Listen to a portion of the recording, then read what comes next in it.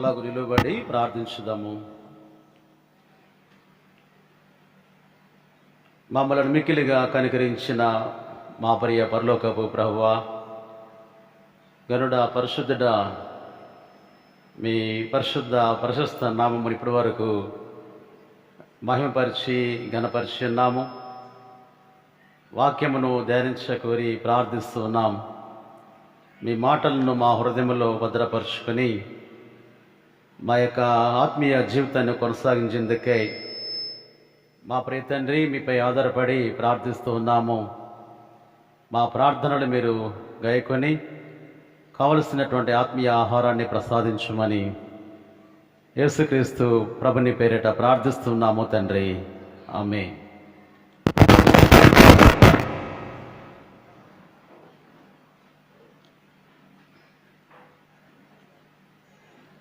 రక్షకుడు ప్రభు అయిన యేసుక్రీస్తు శుభ నామమున మీ అందరకు శుభములు, వందనాలు తెలియజేస్తూ ఉన్నాను. అద్వితీయుడైనటువంటి దేవుడు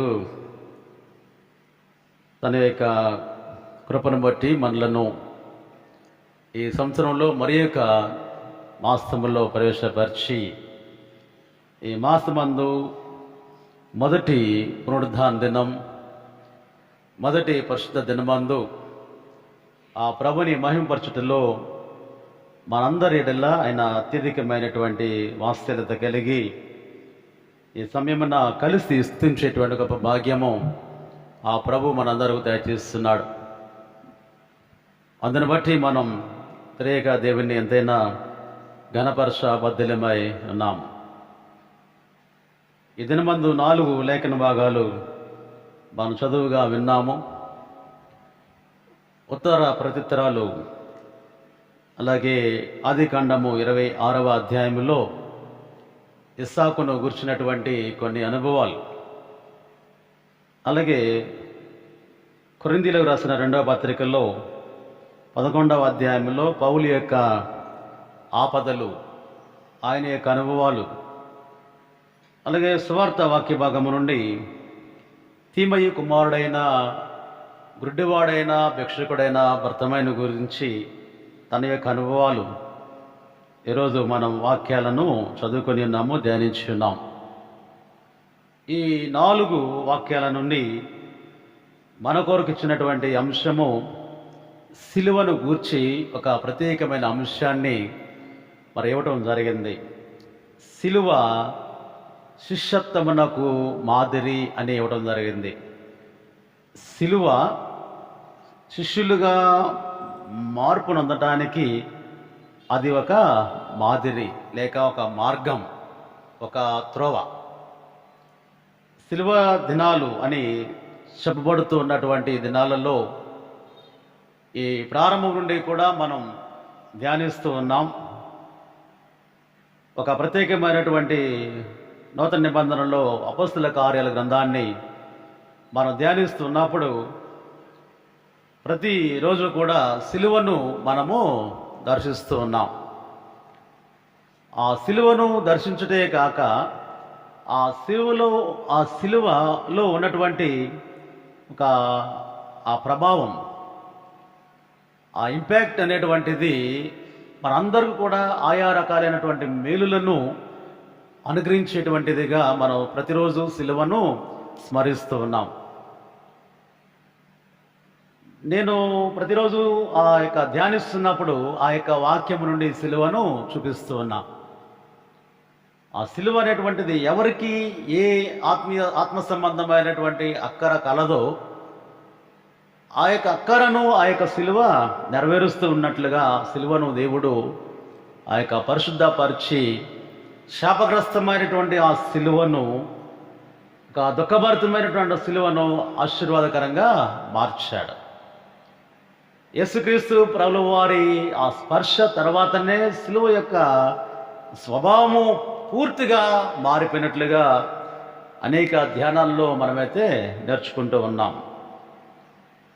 28 దినాలు గడిచాయి. ఇంకా మన ముందు కొన్ని దినాలే ఉన్నాయి, 12 దినాలు ఉన్నాయి. ఈ దినాలు జరుగుతూ ఉన్నప్పుడు ఆ సిలువ అనేటువంటిది ఈరోజు నా శిష్యత్వానికి మాదిరిగా ప్రభువారు అక్కడ ఉంచినప్పుడు ఆ సిలువను దర్శించడం ద్వారా నీలో ఒక ఆసక్తి, ఆశ కలగాలి.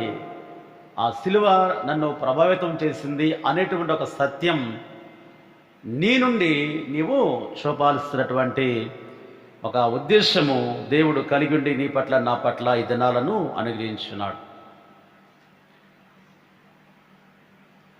ఇది ఈరోజు అంశము నిమిత్తమై తీసుకున్నటువంటి వాక్యాలను మనం ధ్యానించాల్సిన విషయానికి వచ్చే ముందు కొన్ని మనం అప్లికేషన్స్ పెడుతూ ఉంటాం. ఏదైనా సీట్ అడ్మిషన్ కొరకు సీటు కోసం కానీ లేకపోతే ఉద్యోగానికి కానీ అప్లై చేస్తూ ఉంటాం. అప్లై చేసినట్టు అప్లికేషన్లో చాలా వరకు ఏముంటుందంటే చివరి భాగాన యాక్సెప్టెడ్, రిజెక్టెడ్ అని ఉంటుంది. ఆఫీస్ యూజ్ ఓన్లీ అని రాసి ఉంటుంది. For office use only. అది ఆఫీస్ వాళ్ళు మాత్రమే దాన్ని పూర్తి చేయాలి. పూర్తి చేసి ఆ అప్లికేషన్ స్వీకరించారా, అప్లికేషన్ను తిరస్కరించారా అనేటువంటి భాగాన్ని ఎవరు పూర్తి చేయాలంటే ఆఫీస్ వాళ్ళే పూర్తి చేయాలి. రిజెక్టెడ్ అని దగ్గర టిక్ మార్క్ చేస్తే తిరస్కరించబడినటువంటిదే. యాక్సెప్టెడ్ అనే చోట టిక్ చేసినట్టయితే వారు మన అప్లికేషన్ను స్వీకరించినట్లే. అక్కడే ఆ రిజల్ట్ అనేటువంటిది తేలిపోతూ ఉంది. ఇక్కడ ఈరోజు ప్రత్యేకంగా ఇచ్చినటువంటి అంశములలో నుండి మనం చూస్తే ఈరోజు శ్రమల ఆదివారంగా కూడా పరిగణించబడుతుంది. అనుసరిస్తూ ఉన్నాం శ్రమల ఆదివారం. ఏదైతే ఈస్టర్ ముందు ఆదివారం మట్టల ఆదివారం, మట్టల ఆదివారానికి ముందు ఆదివారము శ్రమల ఆదివారం. చెప్పాను, ఆదికాండంలో ఇస్సాకును తిరస్కరించారు. ఆ భాగమందు 26వ అధ్యాయంలో రాజు చేత తిరస్కరించబడినటువంటి వాడుగా ఇస్సాకు అక్కడ ఉన్నాడు. ఈ పౌలు తన యొక్క ఆపదల గురించి ఎన్నో ఆపదలను చూపిస్తూ ఉన్నప్పుడు చాలా మార్లు పౌలు తిరస్కరించబడ్డాడు. He has rejected by all the people. చాలా మంది చేత, ఒక ఏరియా అనేటువంటిది కాదు, ప్రభుత్వము చేతనే తిరస్కరించబడినటువంటి వాడు పౌలు. 3 ఈ గుడ్డివాడైన భర్తమయ్యి కూడా తిరస్కరించబడినటువంటి వాడు సమాజంలో నుండి. అంటే ఈ ముగ్గురిని కూడా మనం చూస్తూ ఉన్నప్పుడు ఒక్కొక్కరు ఒక్కొక్క రకమైనటువంటి తిరస్కరణకు గురి అయ్యారు. ముగ్గురు ఏదో ఒక రకమైనటువంటిదే కాదు, కానీ వారు ఆ స్థితిలో, ఆ పరిస్థితుల్లో, ఆ సమయంలో ఆయా వ్యక్తుల చేత తిరస్కరించబడినటువంటి వారుగా ఉన్నట్లుగా వాక్యం సెలవిస్తూ ఉన్నది. ఆ తిరస్కరణ అనేటువంటిది లేకపోతే తృణీకరించుట అనేటువంటిది శాశ్వతముగా దేవుడు అక్కడ ఉంచలేదు. మనుషులు తిరస్కరిస్తారు, మనుషులు తిరస్కరించారు, మనుషులు తిరస్కరిస్తారు, కానీ దేవుడు మాత్రము యాక్సెప్ట్ చేస్తాడు. దేవుడు మనలను ఆయన స్వీకరిస్తూ ఉంటాడు. నీవు ఏ స్థితిలో ఉన్నానో కూడా ఆయనకు నీవు కావాలి. నీ మార్పు అనేటువంటిది కావాలి. ఏ స్థితిలో ఉన్నా నువ్వు ఆయన ఎద్దుకు వచ్చినప్పుడు ఆయన పమ్మను దేవుడు ఎంత మాత్రము కాడు. ఆయన ఎవరిని కూడా రిజెక్ట్ చేసి వెనక్కి పంపినటువంటి విధానం ఎక్కడా కూడా మనం చూడం. మనందరం కూడా సాక్షులమే ఈ సమయాన. మన యొక్క జీవితాలలో అనేకమైనటువంటి మన ప్రార్థనలు దేవుడు విని ఆలకించడం ద్వారా ఎలాగ మనం సహవాసంలో మనము ఉన్నాం. సహవాసం ఉన్నాము అంటే అది దేవుని యొక్క కృపయే. ఆయన భద్రత, ఆయన కాపుదల మనకు తోడుగా ఉంచడం ద్వారా ఎలాగైనా మనమైతే ఉండి ఉన్నాం. ఆదికాండము 26వ అధ్యాయానికి వచ్చినప్పుడు ఇస్సాకు యొక్క అనుభవం అక్కడ మనమైతే చూస్తూ ఉంటాం. ప్రార్థనాపరుడైనటువంటి ఇస్సాకు కదా, విశ్వాసులకు తండ్రి అయినటువంటి అబ్రహాం యొక్క కుమారుడు. తాను ప్రార్థనాపరుకుంటున్నప్పుడు ఆయన అనుభవించినటువంటి ఒక భారభరితమైనటువంటి ఎక్స్పీరియన్స్ అనేటువంటిది ఇక్కడ మనం చూస్తున్నాం. తాను ఉన్నటువంటి ప్రదేశంలో గొప్ప కరువు రాగా అతడు గెరారులోని ఫిలిస్తీన్ల రాజు దగ్గరికి వెళ్ళినట్లుగా రాసుంటుంది. అబీమెలెకు అనేటువంటి ఫిలిస్తీన్ల రాజు. ఇస్సాకు గెరారులో నివసిస్తూ ఉన్నాడు. అబ్రాహాము దినాలలో కరువు వచ్చింది, అది అయిపోయింది. మరలా ఇస్సాకు దినాలలో కూడా కరువు ఆ దేశంలో వచ్చింది. దేవుని నడిపింపు ప్రకారమే దేవుడు ఎక్కడికైతే వెళ్ళమని చెబుతా ఉన్నాడో ఇస్సాకునకు అక్కడికి ప్రయాణమై వెళ్తూ ఉన్నాడు. అబ్రహామునకు ఏ వాగ్దానాలు దేవుడు ఇస్తూ ఉన్నాడో అవే వాగ్దానాలు, నీకు తోడుగా ఉంటాను అని, నీ సంతానాన్ని అభివృద్ధి పరుస్తాను అని ఇస్సాకుతో కూడా అవే వాగ్దానాలు దేవుడు ఇస్తూ ఉన్నాడు. ఇస్సాకునకు కూడా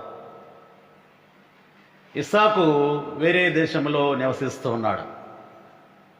అక్కడ ఇస్సాకును దేవుడు తన వాగ్దానము నెరవేర్చడం అనేటువంటిది ప్రారంభించాడు. 12వ వచనం చూస్తే, ఇస్సాకు ఆ దేశమందున్న వాడై విత్తనము వేశాడు, ఆ సంవత్సరము 100 ఫలము పొందెను. యెహోవా అతనిని ఆశీర్వదించెను గనుక ఆ మనుషుడు గొప్పవాడయ్యను. అతడు మిక్కిలి గొప్పవాడగు వరకు క్రమముగా అభివృద్ధి పొందుచూ వచ్చెను. అతనికి గొర్రెలాస్తియు గొడ్లాస్తియు దాసులు గొప్ప సమూహము కలిగినందున ఫిలిస్తీన్లు అతని యందు అసూయపడరు. సహజమైనటువంటి ఇదన్నమాట. ఎక్కడున్నావు? ఇక్కడికి గెరారు ప్రాంతానికి వచ్చినటువంటి వాడిని దేవుడు ప్రారంభించాడు తన పట్ల వాగ్దానాలు నెరవేర్చటం.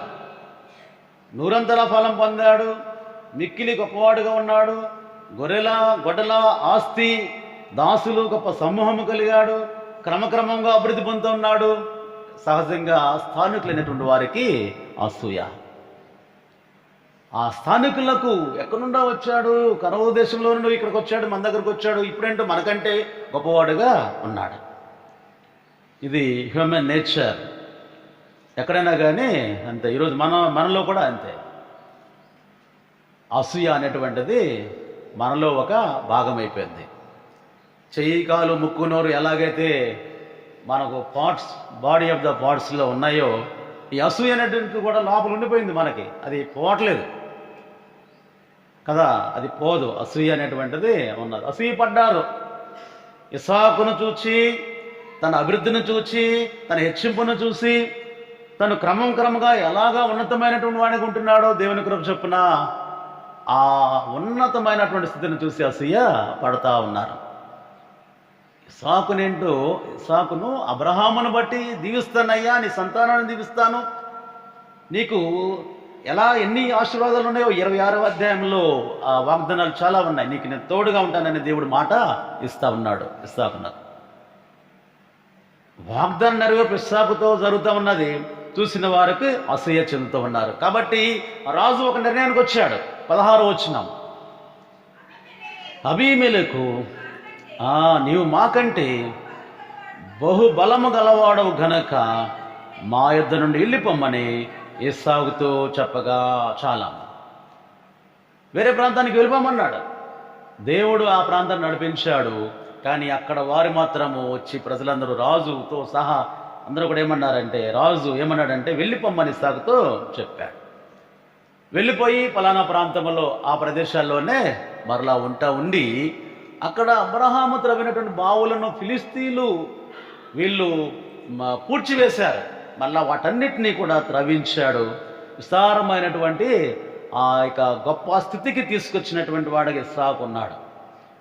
ఎంతో అభివృద్ధి పరుస్తూ ఉన్నాడు ఆ ప్రాంతాన్ని అభివృద్ధి పరుస్తూ ఉన్నప్పుడు ఎవరైతే పంపివేశారో గెరారు దేశము నుండి, మరలా వాళ్ళే ఇస్సాకును వెతుక్కుంటూ ఇస్సాకు దగ్గరికి వెళ్ళారు.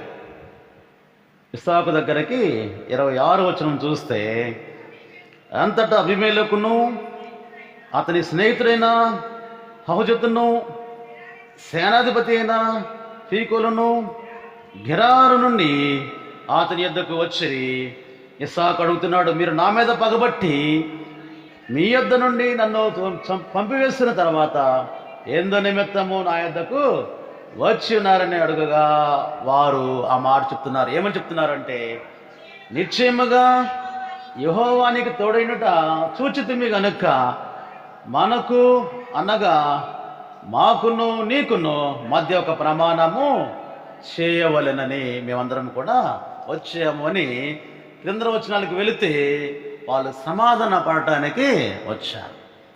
ఇది గొప్ప అనుభవం ఇస్సాకు జీవితంలో. కరువు అదొక అనుభవం, వేరే ప్రాంతానికి వెళ్ళమని దేవుడు పలకటం అది ఒక అనుభవం, వేరే ప్రాంతంలో తెలియని ఏరియాలో అతను నివసించటం ఒక అనుభవం, అక్కడ విస్తారమైనటువంటి అభివృద్ధి ఇస్సాకును కలుగుట ఒక అనుభవం. ఆ విస్తారమైన ఆ డెవలప్మెంట్ అభివృద్ధి అనేటువంటిది అక్కడ రాజుకు గిట్టక పంపివేశాడు బయటకి. కానీ అదే రాజు మరలా ఇస్సాకును దగ్గరికి వచ్చి సమాధాన పడినట్లుగా వాక్యములో మనము చూస్తూ ఉన్నాం. తిరస్కరించబడినటువంటి వాడుగా ఇస్సాకు ఉన్నప్పుడు మరలా అదే ఇస్సాకుతో ప్రమాణము చేయించుకొని సమాధాన పడదాము, మన మధ్యన ఏ వివాదము లేదని చెప్పి వారి మధ్య ఒక సమాధానకరమైనటువంటి ప్రమాణము జరిగి వారు విందు చేసినట్లుగా క్రిందన వచనాల్లో మనం చూస్తూ ఉన్నాం. రాజులో గొప్ప మార్పు. దేవుడు తోడుగా ఉన్నటువంటి వారి ఎడల ప్రభువు నిత్యము కూడా హెచ్చిస్తూ ఉంటాడు. ఆ విషయము తెలియక అబీమెలెకు అతన్ని పంపివేసినటువంటి పరిస్థితి మనం చూస్తూ ఉంటాం. కొంత సఫరింగ్ ఇస్సాకు అనుభవించాడు. ఆ కరువు కావచ్చు, వేరే ప్రాంతం కావచ్చు, మరలా పంపివేయటం కావచ్చు, ఇస్సాకు ఫేస్ చేస్తున్నాడు, ఒక రకమైనటువంటి శ్రమానుభవాన్ని ఫేస్ చేస్తున్నాడు. కానీ దేవుడు ప్రతిసారి చెప్తూనే ఉన్నాడు, కింద వచనాల్లో కూడా ఉంటుంది, నేను నీకు తోడై ఉంటాను, భయపడకుము, భయపడకుము, నేను నీకు తోడుగా ఉంటాను, నీ తండ్రి అయిన అబ్రాహామును బట్టి నేను దీవిస్తానని చెప్పినటువంటి మాట మనం చూస్తూ ఉన్నాం.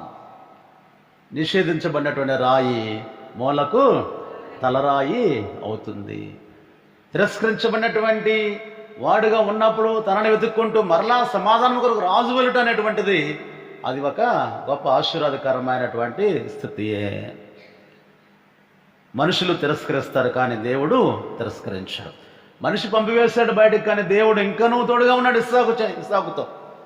ఇస్సాకు చేత అనేకమైనటువంటి బలమైన కార్యాలు, ప్రజలకు మేలుకరమైన కార్యాలు జరిగించినట్లుగా వాక్యములో మనము చూస్తూ ఉన్నాం. యోసేపు ఆదికాండంలో యోసేపు తిరస్కరించబడ్డాడు తన యొక్క సొంత వారి చేత. తన అన్నలు ఏం చేశారు? అమ్మివేశారు యోసేపుని కదా. ఒకడు చంపుదామని, ఒకడు గుంట్లో పడేద్దామని, ఒకడు అమ్మేద్దామని, ఆ తమ్ముడు ఛాయ లేకుండా, తమ్ముడు ఉనికి ఇక్కడ లేకుండా చేద్దామని చెప్పినటువంటి కుట్ర సొంత అన్నలు కలిగి అతన్ని తిరస్కరించారు, అమ్మేశారు. ఆ చరిత్రకు వెళ్ళనవసరం లేదు, కానీ మనకు తెలుసు, ఎప్పుడైతే అమ్మేసి అక్కడ ఐగుప్తులో ఉంటున్నాడో యోసేపుని ఎప్పుడు కూడా దేవుడు విడిచిపెట్టలా. తిరస్కరించారు చిన్నవాడిని, ఎంతో శ్రమల పాలు కాబడ్డాడు, శ్రమ పెట్టారు, కానీ దేవుడు నిలువబెట్టాడు. యోసేపు జీవితంలో అతడు ఎక్కడున్నా కానీ ఆశీర్వాదం, అతడు ఎక్కడున్నా కానీ దేవుడు తోడుగా ఉన్నాడు. ఎవరో లేరు అనేటువంటి ఆలోచన దేవుని బిడ్డలకు కలగకూడదు. ఒంటరిగా ఉన్నప్పుడు సైతం దేవుడు మన ప్రక్కన మనతో పాటుగా ఉంటాడు. ఆయన నిన్ను విడిచిపెట్టువాడు కాదు. తండ్రి మర్చినా తల్లి మర్చినా వారైనా మర్చుదరేమో, కానీ నేను నిన్ను మరువను. ముదిమి వచ్చే వరకు ఎత్తుకున్నవాడను నేను, ముదిమి వచ్చే వరకు ఎత్తుకున్నవాడను నేను. ఎన్ని వాగ్దానాలు ఆ బిడ్డలకు ఇచ్చినటువంటి వాగ్దానాలు ఈ బిడ్డలమైన మనకు ఇవి సమయంలో ఉంటున్నట్టు మనకు కూడా దేవుడు అదే రకమైన వాగ్దాన ఫలమును కలుగజేస్తాడు. ఆయన బిడ్డలుగా మనం కొనసాగుతూ ఉన్నాం. ఆ కొనసాగుతూ ఉన్నటువంటి ఈ పరిస్థితులలో దేవుడు తన మార్గంలో నడవాలి, మనలను ఉద్దేశించాడు. ఆయన మార్గంలో మనం నడవాలని, దానికై ఆయన నిన్ను నన్ను కూడా మాట ద్వారా ఎప్పుడు కూడా దర్శిస్తూ ఉంటాడు. కుడికి కానీ ఎడమకు కానీ తొట్టిల్లవద్దు అని చెప్తూ ఉన్నాడు. నీ చూపు తిన్నగా ఉండాలి, కానీ అటు ఇటు చూడకూడదని చెప్తున్నాడు. ఉంటే చల్లగా ఉండు, లేకపోతే తెచ్చగా ఉండు కదా, మధ్యరకరంగా ఉండవద్దు అంటున్నాడు. ఏదో ఒక తలంపు కలిగి ఉండాలంటున్నాడు. రెండు తలంపుల మధ్య రెండు పడవల మీద కాలేసి ప్రయాణము కొద్దిగా సాగించలేం అనేటువంటి అనేకమైన విషయాలను మనకు బోధిస్తూ ప్రతి దినము ఆ ప్రభు తన యొక్క మాట సహాయాన్ని మనకు అందిస్తూ ఆ ప్రభుని మార్గంలోనే నీవు నేను నడవాలని ఆయన మన పట్ల ఆసక్తి కలిగి నిన్ను మాట ద్వారా దర్శిస్తూ ఉన్నాడు. ఈ సమయాన తిరస్కరించబడినటువంటి వారు అలాగే లేరు. ఎంత గొప్పగా ఇస్సాకును హెచ్చించాడో, దాని సంతానాన్ని హెచ్చించాడో తర్వాత ఆదికాండంలో చరిత్రలో మనమైతే చూడగలం. ఒకటే చేస్తూ ఉన్నాడు ఇస్సాకు, ఏమిటంటే అదిలో ప్రార్థన కూడా చేశాడు. పంపివేసిన తర్వాత ప్రార్థిస్తున్నాడు, బలిపీఠం కట్టాడు. దేవుని ఎడల తన ఒంటరితనములో, తన యొక్క కరువు పరిస్థితుల్లో ఎప్పుడు కూడా దేవుని విడిచినటువంటి వాడుగా లేడు. ఆయన ప్రార్థనతోనే తన యొక్క ఈ ఒంటరితనమును జయించి అనేకమైన ఆశీర్వాదాలు ఈ ఇస్సాకు పొందినట్లుగా మనం చూస్తుంది. ఎందుకంటే విశ్వాసులకు తండ్రి అయినటువంటి అబ్రహాము యొక్క కుమారుడు, దేవుడు తన వాగ్దానానికి ప్రతిఫలముగా ఇచ్చినటువంటి కుమారుడైనటువంటి వాడు ఇస్సాకు. ఎంత మాత్రం కూడా తొలగని వాడుగా ఉండి ఆ ప్రభువు చెప్పిన ప్రతి మాటను కూడా నెరవేర్చుకోగలిగాడు. రెండవదిగా మనం చూస్తున్నప్పుడు పౌలు శ్రమలు. ఈ కొరింథీయులకు రాసిన రెండవ పత్రికల్లో 11వ అధ్యాయంలో ఎన్ని శ్రమలు అతను పడుతున్నాడో పౌలు కూడా తిరస్కరించబడినటువంటి వాడిగా మనమైతే చూడగలం. ఇక్కడ 24వ వచనం చూస్తే 23 నుండి చదివితే 24 యూదుల చేత 5 మారులు ఒకటి తక్కువ 40 దెబ్బలు తింటిని, ముమ్మారు బెత్తములతో కొట్టబడి తిని, ఒకసారి రాళ్ళతో కొట్టబడి తిని, ముమ్మారు వాడ పగిలి శ్రమపడి తిని, ఒక రాత్రింబవలు సముద్రములో గడిపి తిని, అనేక ప్రయాణములలోనూ, నదుల వలనైన ఆపదలలోనూ, దొంగల వలనైన ఆపదలలోనూ, నా స్వజనుల వలన ఆపదలలోనూ, అన్యజనుల వలన ఆపదలలోనూ, పట్టణములలో ఆపదలలోనూ, అరణ్యములో ఆపదలలోనూ, సముద్రములో ఆపదలలో, కపట సహోదరుల వలన ఆపదలోని ఉంటుంది. ఎన్నెన్నో కదా పౌలు తన యొక్క జీవితమే ఎన్ని ఆపదలుగా చూస్తున్నావు. క్రీస్తు పరిచర్యకుడు మరి విశేషంగా ప్రయాసపడుతుంది. మరి అనేక పర్యాయాలు చెరసాలలో ఉంటేనే అపరిమితముగా దెబ్బలు తింటిని తను శారీరక మానసిక విధమైనటువంటి ఆపదలు ఎన్ని ఫేస్ చేశాడో కదా పౌలు. తన యొక్క జీవితం అంతా కూడా శ్రమలే. దేని కొరకు శ్రమ? తన కొరక, యేసుక్రీస్తు ప్రభుల వారి కొరకు అతడు ఆ తిరిగినటువంటి దెబ్బలు, చెరసాల, శారీరక హింస, ఎన్ని ఆపదలు. తన స్వజనుల వలన కూడా ఆపదలట, తన సహోదరుల వలన ఆపదలట, పట్టణములో, అరణ్యములో, నదిలో, సముద్రములో, వాడపగిలి 3 సార్లు 5 సార్లు 39 కొరడా దెబ్బలు. ఎన్ని తిన్నను కూడా యేసు అనటం మాత్రము మానలేదు. యేసు అనకుండా ఉండు అనేటువంటి ఒక గొప్ప బలమైన తిరస్కారం తనపైకి వచ్చినప్పుడు సైతం ఎంత మాత్రం కూడా ఆ యొక్క సువార్తను విడిచిపెట్టకుండా అంటాడు కదా, సువార్త ప్రకటించవలసినటువంటి భారము నా మీద ఉన్నది, ఒకవేళ ప్రకటించకపోతే నాకు శ్రమ అంటున్నాడు. ప్రకటించకపోతే శ్రమ వస్తుంది. ప్రకటించినా శ్రమ పడుతూ కూడా అంటున్నాడు, ప్రకటించకపోతే నాకు శ్రమ. నేను ఆ యొక్క మాటలు తెలియపరచబడకపోతే నాకు శ్రమ అనేటువంటి విషయాన్ని తెలియజేస్తూ ఉన్నాడు. పౌలు ఎప్పుడు కూడా సిలువను మర్చిపోకుండా, సిలువను గుర్చినటువంటి ఆ యొక్క వార్తను నశిస్తున్న వారికి వెరితనముగా ఉంటుందని దేవుని యొక్క వాక్యం. మన 1 కొరింథీయులకు 1వ అధ్యాయంలో 18వ వచనం చదివితే, 1 కొరింథియన్స్ 1వ అధ్యాయంలో నశించిన వారికి వెరితనము కానీ రక్షింపబడుచున్న మనకు దేవుని యొక్క శక్తి. పై వచనంలో చూస్తే క్రీస్తు యొక్క సిలువ వ్యర్థము కాకుండాన్నట్లు వాక్చాతుర్యము లేకుండా సువార్త ప్రకటించుటకే ఆయన నన్ను పంపెను. సిలువను గుర్చినటువంటి వాక్యము వ్యర్థము కాకుండా, ఆ సిలువ అంటేనే శ్రమ, ఆ సిలువ అంటేనే శ్రమ. ఆ సిలువ ఇప్పుడు కూడా అప్పుడప్పుడు జ్ఞాపం చేస్తూనే ఉన్నా. భయంకరమైన నేరస్తులకు వారు చేసిన నేరము రుజువు కాబడినప్పుడు సిలువ శిక్షకు అప్పగిస్తూ సిలువ శిక్ష వేసి వారిని చంపాలి. దానికి చాలా ముందుగా రుజువు కాబడాలి.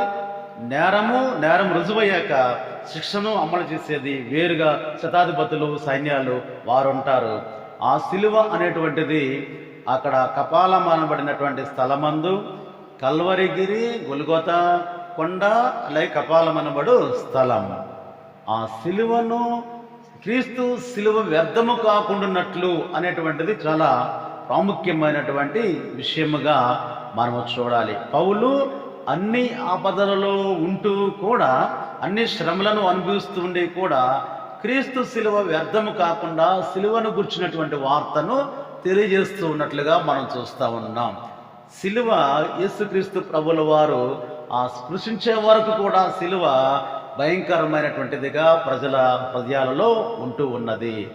సిలువను తలంచరు, సిలువను ఊహించరు, సిలువను చూడటానికి ఇష్టపడరు. ఆ సిలువ ఉన్నటువంటి ప్రదేశము ఆ కల్వరి కొండ. ఆ కల్వరి కొండ పైన సిలువలు ఉంటాయి. నేరస్తులను చంపినటువంటి ఆ వస్తువులన్నీ కూడా అక్కడ ఉంటాయి. నేరస్తుల యొక్క ఎముకలు, పుర్రెలు, నేరస్తుల యొక్క రక్తము అంతటి చేత ఆ కల్వరి కొండ నిండిపోయి ఉంటుంది. అటుగా వెళ్తున్నప్పుడు ఇటు తిరుగుతారు కానీ కొండ వైపు ఎవరో కూడా కన్నెత్తి కూడా చూడరు. క్రీస్తు సిలువ వ్యర్థము కాకుండా అంటే క్రీస్తు ప్రభునకు ముందు అనేకమైనటువంటి వారిని ఆ సిలువ పైన చంపారు సైనికులు. అప్పుడు ఏం జరిగేదంటే అటువైపు ఎవరు కూడా చూసేవారు కాదు, అటుగా వెళ్ళేవారు కాదు. అది ఒక శాపగ్రస్తమైన స్థలము, భయపడు స్థలము, భయంకరమైన ప్రదేశము, తలచడానికి కూడా ఎవరో కూడా ఇష్టపడని ప్రాంతము.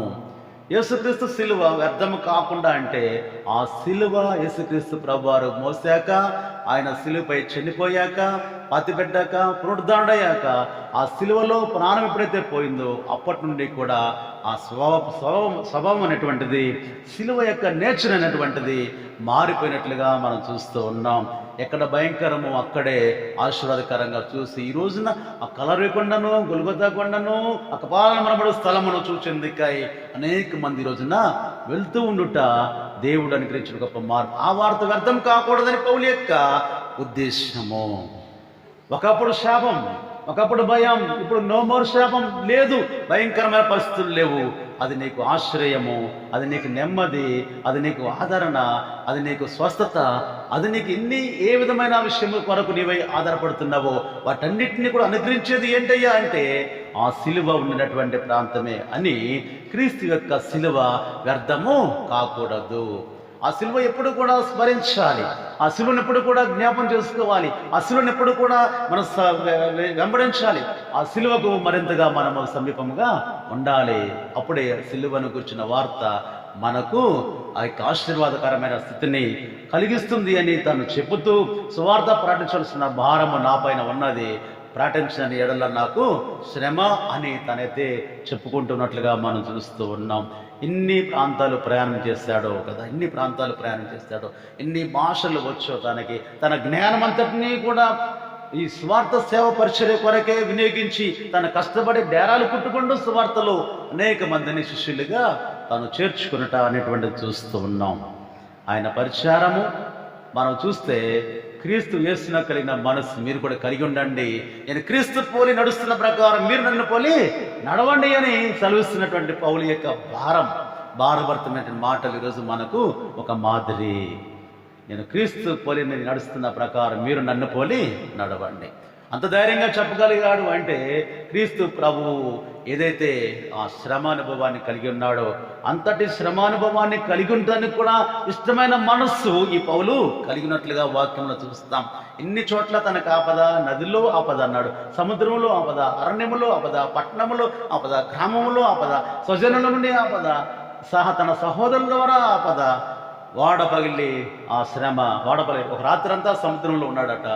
ఎంత గొప్ప ఆపదల నుండి దేవుడు రక్షించాడు అంటే యేసుక్రీస్తు ప్రభువుకు కలిగిన మనస్సు పౌలు భక్తుడు కలిగి ఉండి యేసుక్రీస్తుని పోలి నడక ఈ పౌలు భక్తుడు నడుస్తున్నాడు కనుక అన్ని వేళల్లా యేసుక్రీస్తు ప్రభుల వారు పౌలును కాచి కాపాడుతూ తన ద్వారా బలమైనటువంటి పరిచర్య జరుగుటే ఆశ్చర్యకరంగా అనేక మందిని దేవుని యొద్దకు నడిపించినటువంటి పాత్రగా ఈ పౌలును దేవుడు వాడుకున్నాడు. శ్రమలో విడిచిపెట్టలా, ఆపదలో విడిచిపెట్టలా. ఆపదలో సైతము దేవుడు ఉపాయం ఇచ్చినప్పుడు పౌలు భక్తుడు తప్పించుకోగలిగి అనేక మంది ఎక్కడికి వెళ్తే అక్కడ దేవుని కాపుదల అతనితో ఉండేది. అంత మాత్రమే కాదు, ఏ ప్రాంతానికి వెళ్ళినా ఆ ప్రాంతీయులతో కలిసి దేవుని స్వార్థను ప్రకటించి అనేక మందిని రక్షణానుభవంలోకి నడిపించిన వ్యక్తి ఈ పౌలు అని మనం చూస్తూ ఉన్నాం. ఆపదలలో శ్రమలలో దేవుడే పౌలును కాచి కాపనట్లుగా ఉన్నాడు. పౌలు జీవిత పర్యంతము కూడా దేవుని కొరకే ఉన్నాడు, దేవుని కొరకే హతసాక్షి అయినట్లుగా వాక్యంలో చూస్తాం. కాబట్టి ఏ శ్రమ మనకు వచ్చినా కానీ, ఆపద వచ్చినా కానీ దేవుడు విడిచిపెట్టేవాడు కాడు అని నీవు నిన్ను కూడా సమయాన గ్రహించాలి. దేవుని బిడ్డలుగా ఉన్నప్పుడు ఏవో వస్తూ ఉంటాయి, అనేకమైన విధాలైనటువంటి వేదనలు మనం ఫేస్ చేయాల్సినటువంటి పరిస్థితులు ఎదుర్కొంటూ ఉంటాం. ఆ ఎదుర్కొంటూ ఉన్నప్పుడు సైతం ఏంటంటే వాక్యమే మనకు ఆదరణ కాబడాలి. పౌలు పడిన దానిలో నీవు ఎంత వరకు మనం అనుభవిస్తున్నావు? ఏ ఆపద దేవుని కొరకు నీవు కలిగి ఉంటా ఉన్నావు? ఏమి శ్రమ దేవుని కొరకు కలిగి ఉంటా ఉన్నావు? దేవుని కొరకు మనం ఏం త్యాగం చేస్తున్నాం? దేవుని కొరకు ఏం కష్టం చేస్తా ఉన్నాం? ఏదైనా కష్టపడుతున్నామా దేవుని కొరకు అనేటువంటిది చూడాలి. పౌలు భక్తుడు చూడండి, ఎన్ని ఆపదలు ఇంకా అనేక ఉన్నాయి అంటాడు. 26వ వచనంలో ఇంకా చెప్పాల్సినవి చాలా ఉన్నాయి కానీ నేను చెప్పలేకపోతున్నాను అంటాడు. అదే అధ్యాయంలో మన చదివిందాల్లోనే ఉంటుంది. ఎంత మంచి ఆ యొక్క మాట. ఇంకా చాలా ఉన్నాయంటే ఇంకా వివరించలేనటువంటి శ్రమలు తన జీవితకాలంలో వాడు దేవుని కొరకు నిలబడిన వాడు దేవుడు తనను నిలబెట్టాడు కదా. మనం ఆలోచన చేయాలి.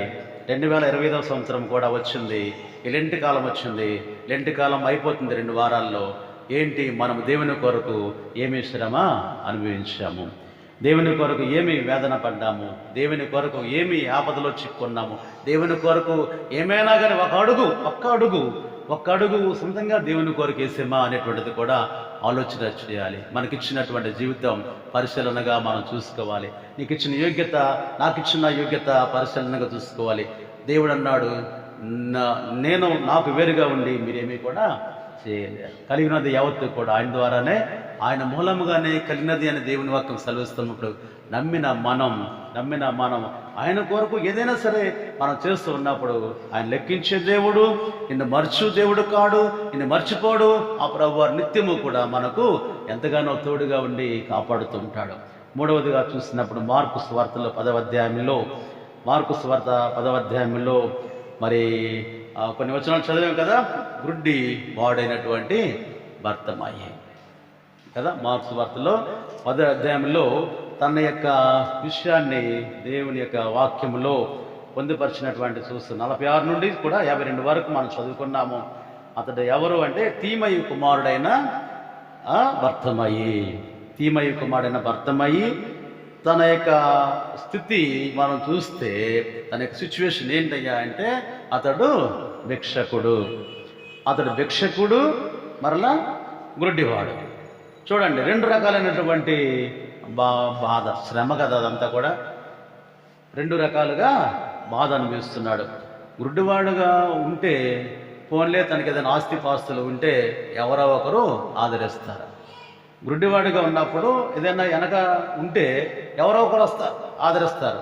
తన డబ్బులు ఉందనుకో ఆదరిస్తారు, ఇళ్ళు పొలాలు ఉన్నాయంటే వచ్చి ఆదరిస్తారు కదా, అలా చేస్తారు. కానీ ఇతనికి అలాంటిది లేదు, తన వెనక ఏమీ కూడా లేదు. గుడ్డివాడు ప్లస్ ఏంటి, భిక్షకుడు. ఆ రోజు భిక్షమెత్తుకుంటేనే అతని యొక్క పొట్ట నిండుతుంది, లేకపోతే ఆ పస్తుగానే పడుకోవలసిన వాడు అన్నాడు. ఒక శ్రమభరితమైనటువంటి పరిస్థితి. మనము మరి గుడ్డివాడుగా ఉన్నాడు, భిక్షకుడుగా ఉన్నాడు. తన స్థితి అంతా కూడా తన ఉండేటువంటి ప్లేస్ అంతా కూడా బయటనే, జనాల్లో కలిసే పరిస్థితి లేదు. ఇతను కూడా సమాజంలో తిరస్కరించబడినటువంటి ఒక వ్యక్తిగా వాక్యములో స్థానాన్ని కలిగి ఉన్నాడు. వాక్యములో స్థానము కలిగినటువంటి వాడు అంటే ఎంత ఆధిక్యత, ఎంత ధన్యత, ఎంత ధన్యుడో మనం క్రింద వచనాల్లో చదివితే మనకు అర్థమవుతుంది.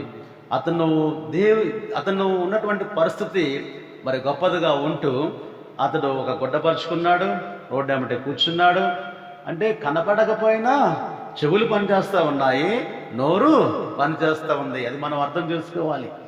కనపడకపోయినా తనకి ఎవరు వెళ్తున్నారో ఎవరు వస్తున్నారో తెలుస్తుంది కదా. ఆ పాదాల శబ్దం, నడుస్తున్నప్పుడు శబ్దం వస్తుంది, దాన్ని బట్టి వెళ్ళేటువంటి వారు ఎవరో అనేటువంటిది తెలుసుకుంటాడు, వాకప్ చేస్తాడు. ఎవరు వెళ్తున్నారా తెలుసు, ఒంటరిగా వెళ్తున్నారా 10 మంది వెళ్తున్నారా, అటు వెళ్తా ఉన్నప్పుడు గబక్కన అడుగుతూ ఉంటాడు. ప్రజలు ఎవరో ఒకరు నడుస్తున్నారు అనుకుంటే, బాబా నేను గుడ్డివాడిని, నాకు సహాయం చేయండి, నాకు ఎవరు లేరని ఆ మాటలు వాళ్ళ ద్వారా వస్తూ ఉంటాయి. మనం చూస్తూ ఉంటాం, అక్కడక్కడ గుడ్డివారు కూర్చున్నప్పుడు అడుగుతూ ఉంటారు. ఇతను కూడా అదే పరిస్థితి. ఆ కళ్ళు మూసినా కళ్ళు తెరిచినా అదే పరిస్థితి.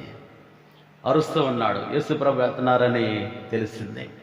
యేసుప్రభు వారు వెళ్తున్నట్లు తెలిసి, దావీదు కుమారుడా నన్ను కరుణించుము, దావీదు కుమారుడా నన్ను కరుణించుమని 4 పదాల ప్రార్థన కేకలతో ఏడుస్తున్నట్లుగా చూస్తూ ఉన్నాం.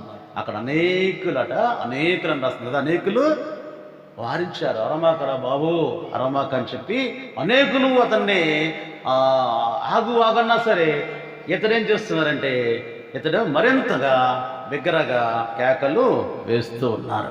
మరింతగా బిగ్గరగా కేకలు వేస్తూ ఉన్నటువంటి పరిస్థితి అక్కడ చూస్తూ ఉన్నాం. అంత గట్టిగా కేక వేసినప్పుడు ప్రభువారు నిలిచి, ఆ మాట విని నిలిచి అతడిని నా దగ్గరకు పిలిచాడు. ప్రభువారు పిలిచినప్పుడు అతడు ఏం చేశాడు చదువుతారా?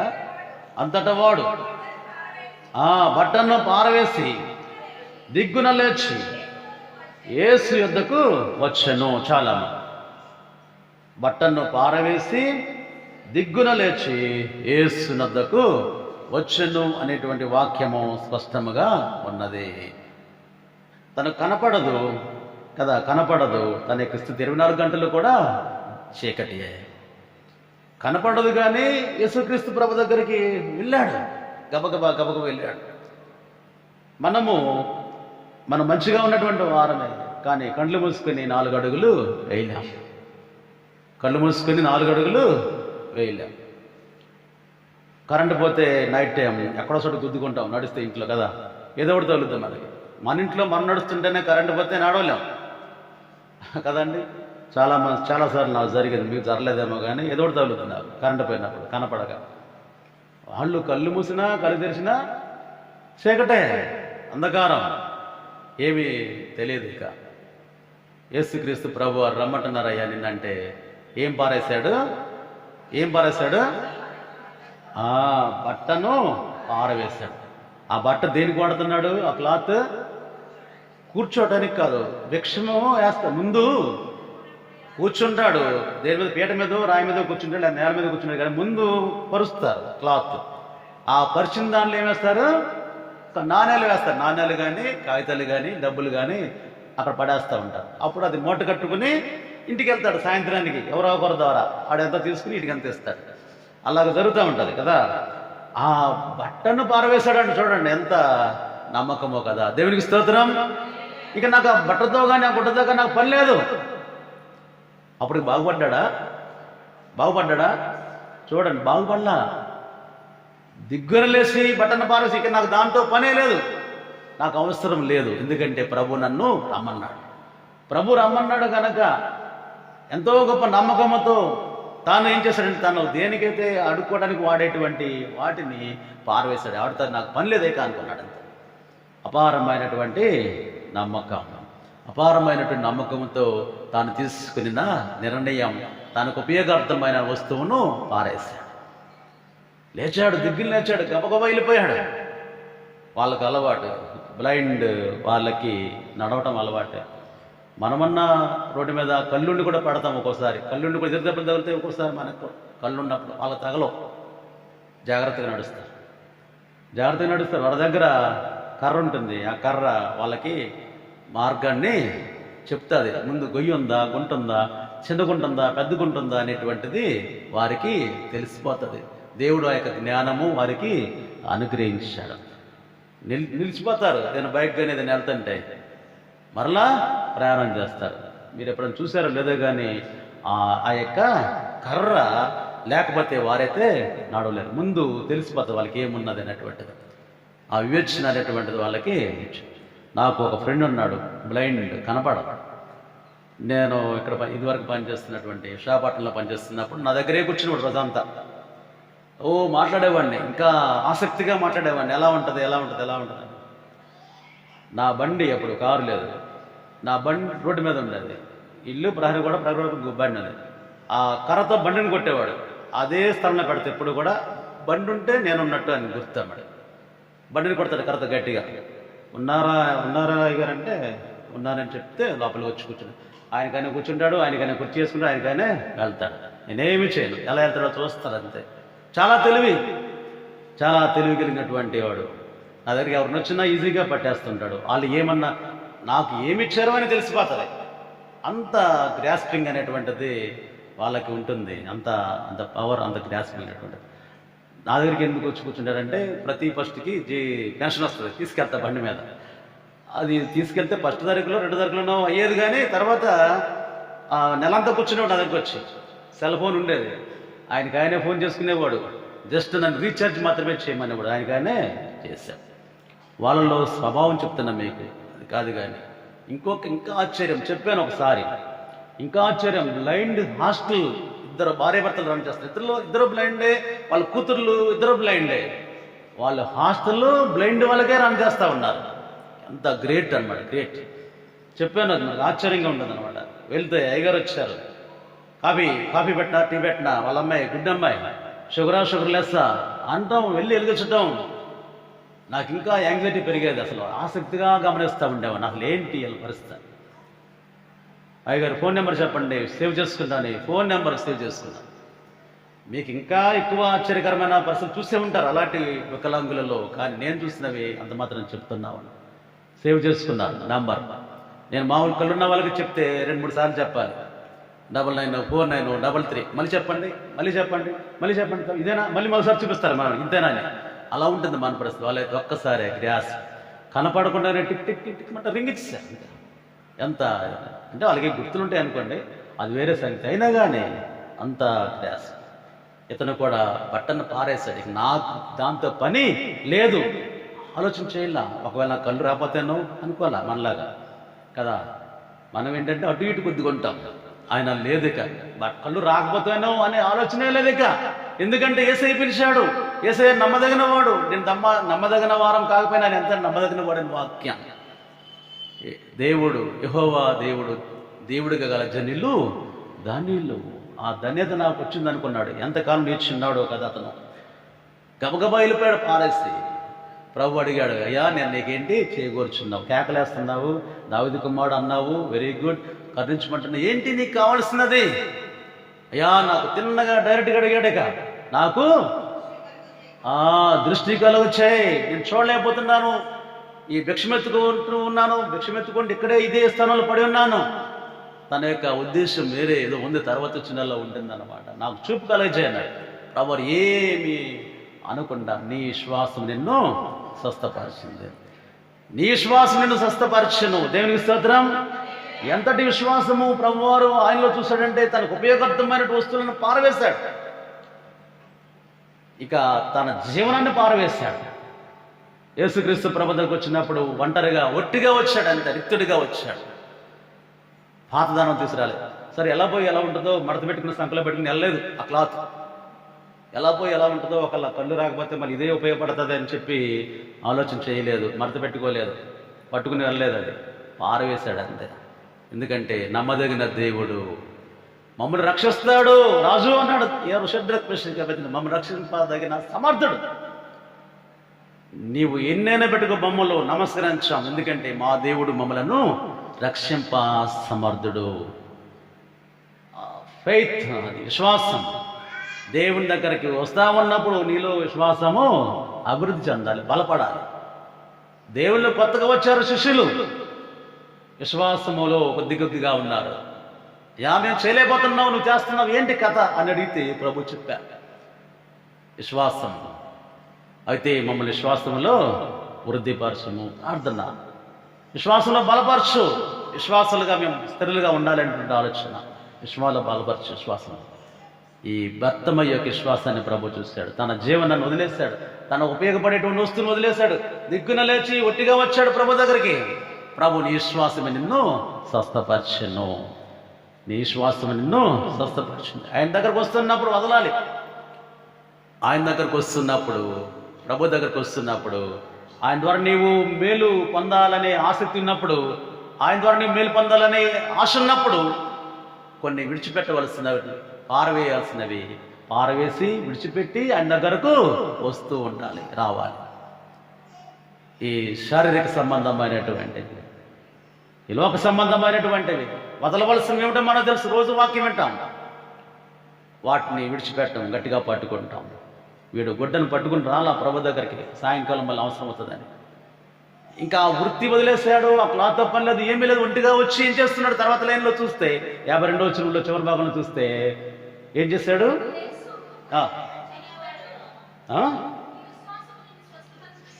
చెప్పాను. వెంటనే వాడు చూపు పొంది వెళ్ళాను. చూపు పొంది ఎవరు వెంట వెళ్ళాడు? ఆయన వెంట, ఆయన వెంట. దేవునికి స్తోత్రం.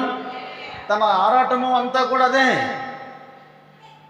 ఎందుకు తను ఏంటంటే చూపు, ఎందుకంటే యేసు క్రీస్తు ప్రభుని వెంట వెళ్ళటానికి. దేవునికి స్తోత్రం చేద్దాం. హల్లెలూయా. యేసుక్రీస్తు ప్రభు వెంట వెళ్ళటానికి తన ఆసక్తి. చూపు పొంది ఆయన వెంట వెళ్ళాను అంటే యేసుక్రీస్తు ప్రభుని వెంబడించేటువంటి గుంపులో ఉన్నాడు. తన ఆసక్తి అదనమాట. ఇంతకీ మేలు దేవుని ద్వారా పొందుకున్న మేలు దేని కొరకయ్యా అంటే ఆయనతో వెంబడించడానికి, ఆయన వెంబడించడానికి, ఆయన ఫాలో అవ్వటానికి, ఆయన ఫాలోవర్గా ఉండటానికి, యేసుక్రీస్తు ప్రభుని గురించి వర్తమానం అందించడానికి. ఈ గుడ్డువాడైనటువంటి వాడు నాకు చూపు కావాలి కదా. ఎంత ఆలోచన! తన దావీదు కుమారుడు నన్ను కరుణించు అంటే తనలో ఉన్నటువంటి అంతరార్థము ఏంటంటే ప్రభు వెంట వెళ్ళటానికి ఆ యొక్క మేలు అనేటువంటిది పొందాలి, ప్రభు వెంట వెళ్ళటానికి చూపు కావాలి అనేటువంటి ఉద్దేశంతోనే తన సొంత జీవితము ఎంజాయ్ చేయడానికో, ఈ కలర్ఫుల్ లైఫ్ అనిపించడానికో, అన్నీ కూడా ప్రకృతిని ఆస్వాదించడానికో కాదు, యేసుక్రీస్తు ప్రభుని కేవలము వెంబడించడానికి మాత్రమే మనము వాక్యం ద్వారా గ్రహించాలి. ప్రజలు తిరస్కరించారు అతని స్థితిని, స్థాయిని బట్టి, అతని యొక్క స్టేటస్ని బట్టి. బట్ యేసుక్రీస్తు ప్రభు వారు మాత్రము యాక్సెప్ట్ చేశారు. ఏమి కావాలో అది ఇచ్చి కదా, ఏది కావాలో అది ఇచ్చి నీ విశ్వాసం నిన్ను స్వస్థపరిచెను అని చెప్పి అతను చూపొంది యేసుక్రీస్తు ప్రభు వెంట వెళ్ళాడు. ఆయన వెంట వెళ్ళటం దేవునికి ఇష్టమే. యేసుక్రీస్తుని ఫాలో అవటం దేవునికి ఇష్టమే. 10 మంది కుష్ఠరోగులు వచ్చారు. అయ్యా వెళ్ళండి అయ్యా, మీరు ఆ దేవాలయానికి వెళ్ళండి, యాజకునికి చూపండి, ఆ మోషే ధర్మశాస్త్రం ఏమైతే కానికి మందు ఆ కానికి ఇచ్చి రండి అంటే కదా 9 మంది ఎటెటో పోయారు. ఒకడే తిరిగి వచ్చాడు. ప్రభా కృతజ్ఞత చెప్తా ఉన్నాడు. ప్రభా నువ్వు చేసినట్టు మేలు కృతజ్ఞత అయ్యాను, కృతజ్ఞతా స్తోత్రాలని చెప్పి వచ్చి సాగిల పడి నమస్కరిస్తూ ఉన్నప్పుడు 10 మంది స్వస్థత పొందారు. మిగిలిన 9 ఎక్కడ ఎటో పోయారు. ఆయనను వెంబడించుట అనేటువంటిది వాళ్ళకి ఇష్టం లేదు, కానీ ఆయన ద్వారా మేలు అనేది పొందాలి. మనం చేయాల్సినటువంటివి ఏమయ్యా అంటే కదా, నీవు దేవుని ద్వారా పొందినటువంటి దాని ద్వారా ఆయన పని కొంతైనా జరిగించాలి. ఆయన పని కొంతైనా నీ పరిధిలో, నీ లిమిట్స్లో, నీకు వీలైనటువంటి పరిధిలోనే ఆయన పని అనేటువంటిది జరిగించడానికి బద్దుడవు. గుడ్డివాడు సైతం ముందుకు వచ్చి ఆయనను వెంబడించినట్లుగా మనమైతే వాక్యంలో చూస్తా ఉన్నాం. అది తన జీవితాన్ని మార్చివేసింది కదా. అందుకోసమే దేవుని పని చేయాలి. ఆయన వెంట వెళ్ళాడు, సాక్ష్యం ఇస్తా ఉన్నాడు ప్రతి చోట కూడా. తీమయ్య కుమారుడు భర్తమయ్య జీవితం మార్పు అనేక మందికి మేలుకొలుపు అనమాట. అనేక మందిని ఆత్మీయంగా బలపరచగలిగింది. ఈ 9 మంది పోయారేక ఇళ్ళకి వెళ్ళిపోయారు. వాళ్ళు అప్పటి వరకు వేరే దేశంలో ఉన్నారు, అంటే వేరే పాలెంలో ఉన్నారు, వాళ్ళకి నిర్ణయించబడిన స్థలంలో ఉన్నారు. ఇప్పుడైతే వెళ్ళకపోయారు, స్నేహితుల దగ్గరికి వెళ్ళిపోయారు, ఎటో వెళ్ళిపోయారు. కానీ ఆయన ఎంక్వైరీ చేస్తున్నారు, ఎక్కడికి వెళ్ళారు, వాళ్ళు ఎక్కడయ్యా అని కదా. దేవునికి ఇష్టమైంది ఆయన దగ్గరికి రావటం. దావీదు అన్నాడు, చిరకాలం యెహోవా మందిరంలో నేను నివాసం చేసేది. ఆయన దగ్గర, ఆయన సమీపంగా ఉన్నప్పుడు దేవుడు ఎంతో సంతోషిస్తాడు. మనలను చూసి ఆయన ఎంతో సంతోషిస్తాడు. ఈ సమయాన్ని మనం 3 చూసాం. ఇస్సాకు తను దేవుని వాగ్దానాలు కలిగి ఉండి వాటిని అతని జీవితంలో నెరవేర్పునేటువంటిది కూడా చూస్తూ ఉన్నప్పుడు ఎవరైతే అతన్ని దూరపరిచారో వాళ్ళే వచ్చి మరలా సమాధాన పడి మన మధ్యన ఈ బాండ్ అనేటువంటిది నిరంతరం ఉండాలని చెప్పి చేతులు పట్టుకున్నట్లుగా వాక్యములో మనం చూస్తూ ఉన్నాం. ఈ పౌలును అనేక మంది తిరస్కరించినా కానీ ఇంకా అనేక మంది పౌలును యాక్సెప్ట్ చేసి తన బోధను అంగీకరించి యేసుక్రీస్తు ప్రభువారిని రక్షకునిగా అంగీకరించారు. ఎన్ని శ్రమలు వచ్చినా పౌలు వెనుతిరగక ముందుకే కొనసాగిన విశేషము ఆ యొక్క పత్రికల్లో మనమైతే చూస్తూ ఉన్నాం. గుడ్డివాడైన భిక్షకుడు కదా, అతడు గుడ్డివాడు భిక్షకుడు యేసుక్రీస్తు ప్రభుల వారిపై అపారమైన నమ్మకము కలిగి ఉన్నప్పుడు నీ విశ్వాసం నిన్ను స్వస్థపరిచింది అని చెప్పగా ప్రభువారు పిలవకుండానే యేసుక్రీస్తు ప్రభువారిని వెంబడించినటువంటి శిష్యునిగా మనం చూస్తూ ఉన్నాం. నీ జీవితము నా జీవితము శ్రమలు వస్తుంటాయి, వేదనలు వస్తూ ఉంటాయి, అనేకమైన ఇరుకులు ఇబ్బందులు వస్తుంటాయి, బాధలు వస్తూ ఉంటాయి, దుఃఖం వస్తూ ఉంటుంది. కానీ దేవుడు మనలను అలాగే ఉన్నాడు. అదే శాశ్వతం కాదు అని నీవు నేను కూడా వాక్యం ద్వారా నేర్చుకోవాలి. దేవుడు నాకు కార్యం చేస్తాడు, నా పట్ల ఆయన ఉంటాడు, నన్ను బాగు చేస్తాడు, నాకు క్షేమాన్ని ఇస్తాడు అనేటువంటి నమ్మిక నీవు కలిగి ఉంటున్నప్పుడు తగిన కాలం దేవుని పక్షాన జరిగిస్తాడు కార్యాన్ని. ఆ కార్యము కొరకై నీ విశ్వాసమును ఉపయోగించాలి. దేవుడిస్తున్నటువంటి సమయాన్ని కూడా మనము సద్వినియోగపరుచుకొని దేవుని శిష్యులుగా మార్పు పొందడానికి ఆత్మదేవుడు మనకు ఎంతో సహాయము అనుగ్రహించును గాక.